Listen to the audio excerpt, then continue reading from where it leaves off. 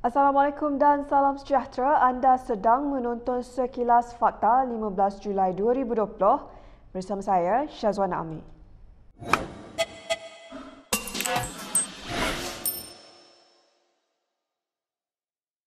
Kerajaan bersetuju secara dasarnya untuk meminda Akta Pengangkutan Jalan 1987 untuk kesalahan memandu di bawah pengaruh alkohol, dadah dan memandu secara melulu.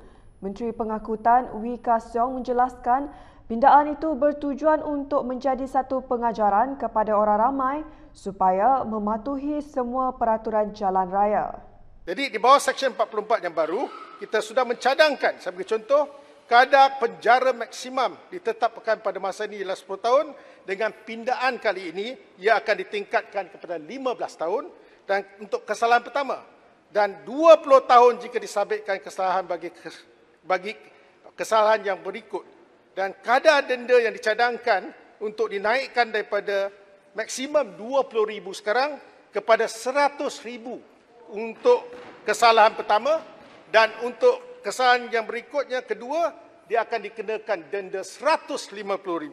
Tempoh penggantungan lesen juga dicadangkan dinaikkan daripada 10 tahun kepada 20 tahun. Tambah Wee di bawah Seksyen 45 pula, iaitu memandu dengan kadar alkohol melebihi had, hukuman penjara telah dicadangkan sebagai satu hukuman mandatari jika disabit kesalahan.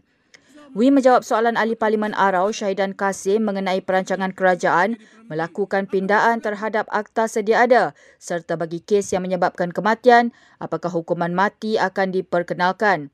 Berkenaan cadangan hukuman mati bagi kesalahan pemandu mabuk menyebabkan kematian, Wee berkata pihaknya berpendapat kes tersebut perlu dibuktikan di mahkamah bahawa pemandu mabuk tersebut mempunyai niat untuk membunuh melampaui keraguan munasabah. Tiada lagi kapal pengawal pantai dan tentera laut China dikesan menceroboh perairan negara buat masa ini, kata Menteri Luar Hishamuddin Hussein. Beliau berkata ini hasil hubungan antara dua hala yang berjaya ditambah baik di antara kedua-dua negara sepanjang tempoh 100 hari sejak beliau dilantik memimpin Wisma Putra.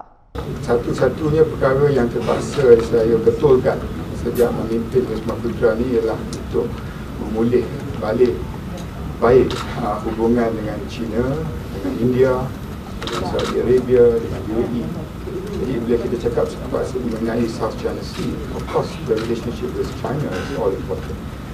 Beliau mengulas mengenai laporan Ketua Audit Negara 2018 yang menyatakan bahawa tentera China telah menceroboh perairan Sabah dan Sarawak di Laut China Selatan sebanyak 89 kali di antara 2016 dan 2019. Hishamuddin mengakui isu di Laut China Selatan bukan sahaja melibatkan kehadiran kapal dari negara China dan Amerika Syarikat, tetapi juga isu tuntutan perairan oleh negara-negara ASEAN. Setelah lebih 4 bulan bercuti susulan Perintah Kawalan Pergerakan, pembukaan semula sekolah dalam keadaan normal baru hari ini berjalan lancar dengan pematuhan terhadap prosedur operasi standard ditetapkan.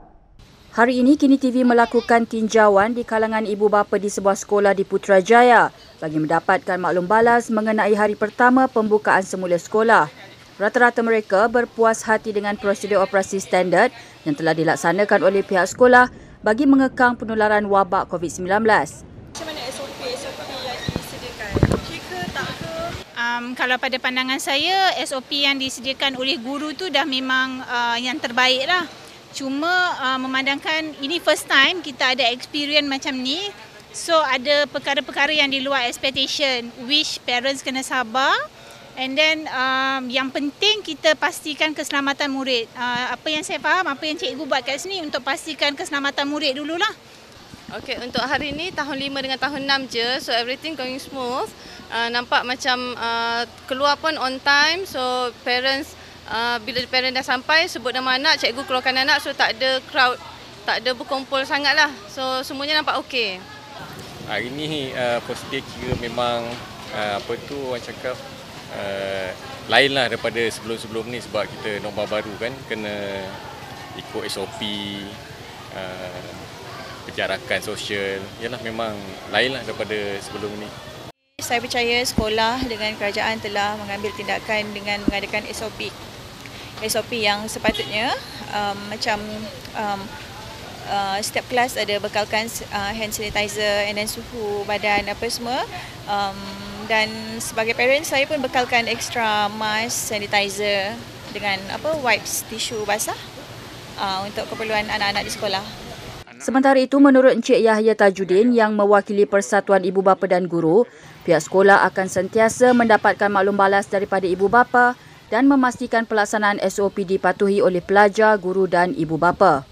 Kita tak dapat feedback pada ibu bapa lagi, tapi keadaan macam ni kita untuk hari ni memang biasa. Hari pertama. Kan, pasal kita ada pemantauan, guru-guru pun ada pemantauan. Saya sebagai YDP ni sentiasa memantau sekolah ni. Sebanyak 5 kes COVID-19 baru dilaporkan hari ini dengan 4 daripadanya membabitkan kes penularan tempatan, manakala satu lagi kes import. Dengan penambahan kes baru ini, jumlah kumulatif kes di Malaysia kini sebanyak 8,734. Menurut Ketua Pengarah Kesihatan Dr. Nur Hisham Abdullah, satu kes import itu merupakan seorang warga asing yang dibenarkan masuk ke Malaysia atas urusan kerja. 4 kes penularan tempatan melibatkan 1 kes bukan warga negara di Sarawak dan 3 kes warga negara melibatkan 2 kes di Sarawak dan 1 di Selangor. Terdapat 2 kes sembuh dan dibenarkan discharge hari ini, menjadikan jumlah keseluruhan yang sembuh daripada COVID-19 adalah 8,256 atau 97.62% daripada keseluruhan kes. Tiada kematian baru dilaporkan, menjadikan jumlah kematian kekal dengan 122 kes. Pegawai dan anggota polis diberi amaran supaya tidak mendedahkan atau berkongsi laporan siasatan polis kepada umum kerana mereka boleh disiasat di bawah Akta Rahsia Rasmi 1972. Ketua Polis Negara Abdul Hamid Bado berkata tindakan mendedahkan laporan polis merupakan satu kesalahan kerana maklumat tersebut diklasifikasikan sebagai sulit dan terhad.